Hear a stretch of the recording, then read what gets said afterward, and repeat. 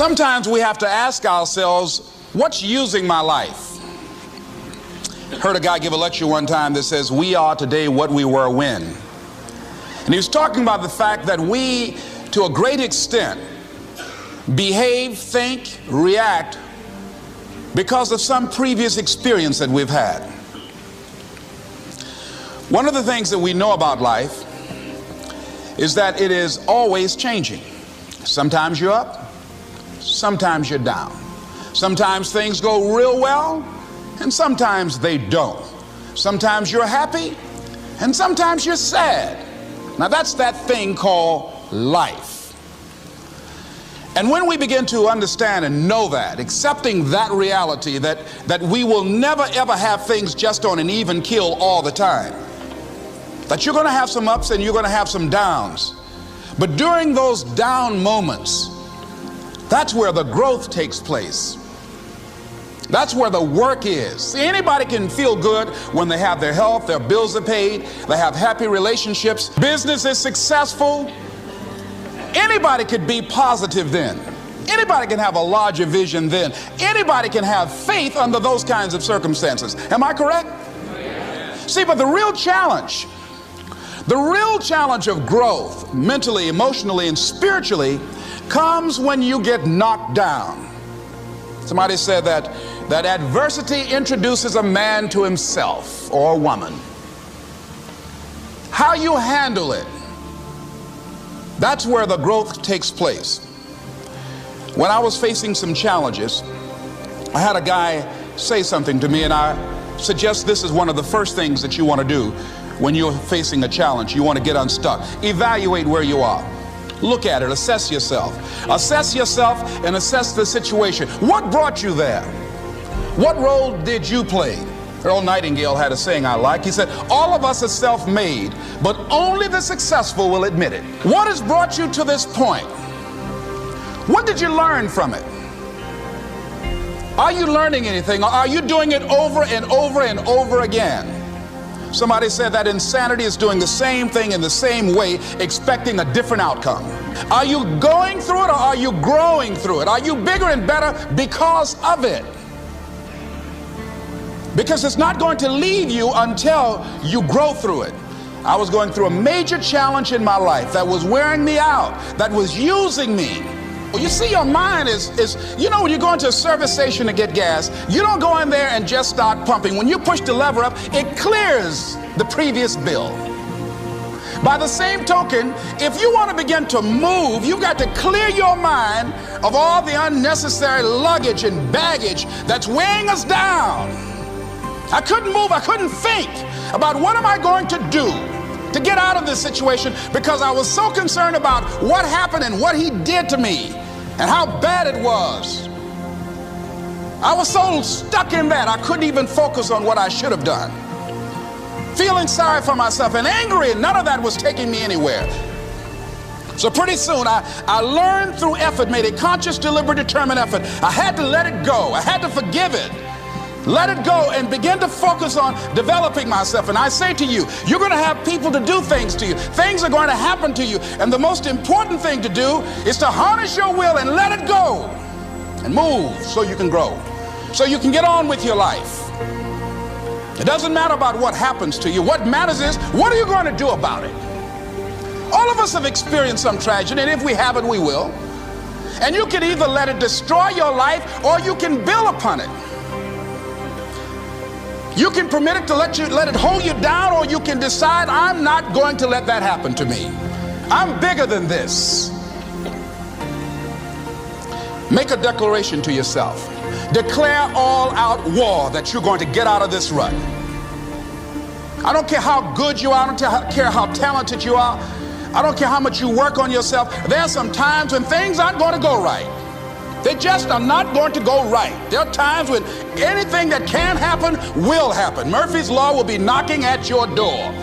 Why? I don't know why. That's called life. And you have to deal with it. Sometimes your life will be in a slump, just like sports. Some of the best shooters can't hit baskets different times in games. They get in a slump. Do they sit on the sideline and say, I just didn't hit a basket today? No, they continue to execute. I suggest to you that if you are facing a challenge, don't stop. Stay busy. Work your plan. Continue to do those things that you know that work for you after you have evaluated yourself in the situation. Continue to move. Stay busy, stay busy, stay busy. Find somebody that you can help so you can forget about you for a moment. See, sometimes the best thing to do is to be. Sometimes you have to just back up and go within yourself. A bow and arrow, you can't take a bow and just push it out an arrow. You just can't push the arrow out. You have to pull it back and then release it. Sometimes you have to back up and go within and pray and meditate and recharge your batteries. Go away, clear your head, and then come back and look at it from a different vantage point. Don't operate while you're under the spell or the effect of what's going on. Next thing is that you've got to activate the thinker in you. Don't allow your emotions to control you. We are emotional, but you want to begin to discipline your emotion. If you don't discipline and contain your emotions, they will use you. Your mind goes on automatic, just like a God. You know, I loved reading the book called As a Man Thinketh by James Allen. He uses the analogy of the mind being like a garden. You know, weeds don't have to have any encouragement to grow. You don't have to water them. They don't have to get sunshine. They don't have to have fertile ground. They will grow through the cracks of a sidewalk. Am I right? But if you want to grow orchids or roses or any kind of exotic flowers, there are special processes and procedures you must go through.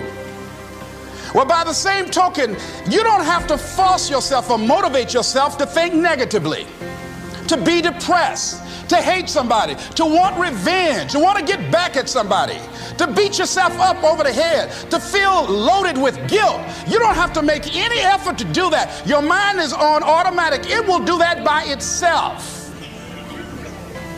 But if you want to begin to move into your own personal greatness, if you want to begin to really enjoy a happy, successful, healthy life, you've got to be willing to go against the tide. You've got to be willing to harness your will and say, in spite of this, I'm in control here. I'm not going to let this get me down. I'm not going to let this destroy me. I'm coming back, and I'll be stronger and better because of it. You have got to make a declaration that this is what you stand for.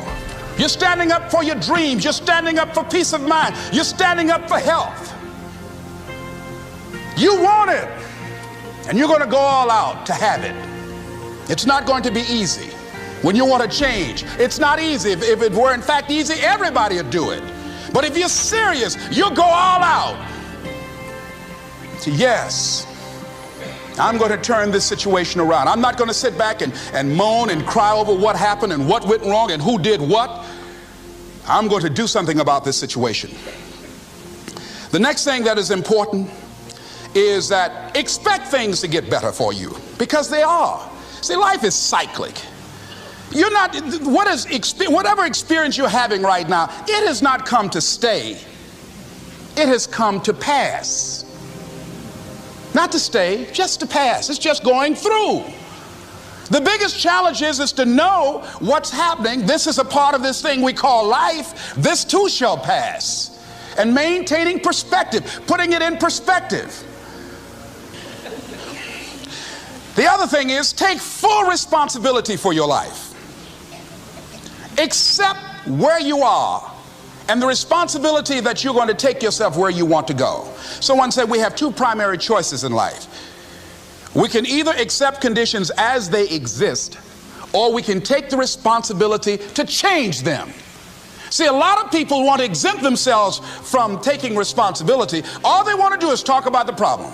Every time you see them, they'll tell you their story over and over and over and over again. No, no. You want to take responsibility for your life. I got me here, I can get me out of this. And I'm getting out. I'm not going to be a volunteer victim. George Bernard Shaw said there are two kinds of people in life. You know, he said those that make things happen, those that watch things happen, and those that don't know what happened. And he said the people that get alone in this life look around for the circumstances that they want, and if they can't find them, they make them. They create them. So part of beginning to get unstuck, you've got to decide that the behavior pattern that you have adopted doesn't work for you.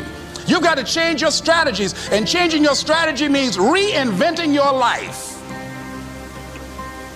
Recreating you, and you have the power to do that. You can decide that you're going to change, that you're not going to be a wimp. You can decide that you're going to stand up to life.